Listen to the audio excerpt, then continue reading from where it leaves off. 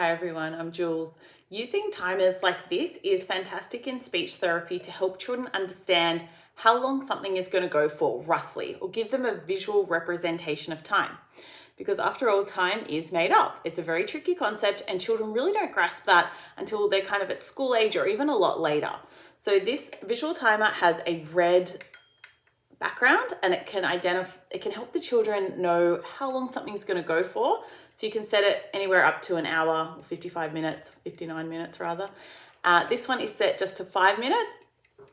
Always start small. I would start with just something that is for 2 minutes and the child can see that the timer is going down, and I'll do this in an activity where there's no expectation at all. So I might be playing with something. Let's just grab like a little cake toy, something that they like, obviously.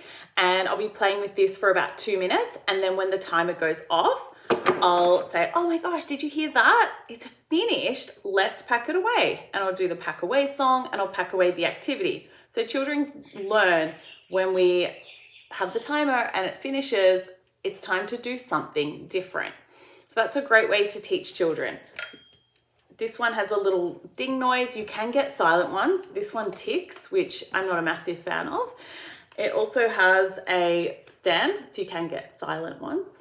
And just place it on the floor, on the desk. You can even ask your child, okay, come and get the timer. Let's do this for 5 minutes. Or how long do you want to do it for? And then obviously negotiate a little bit if they want to, be there forever. And then you can help set it. Be like, oh, look, it's a red color, ready, set, go. So make it really fun, really enjoyable so that they know when it goes off, we're going to do something different. You can, of course, use visual timers on your phone, on your, grab your phone, your iPad. This one, look, it's lightweight. I love using it. The kids love it because it's like hands-on, so they really get involved.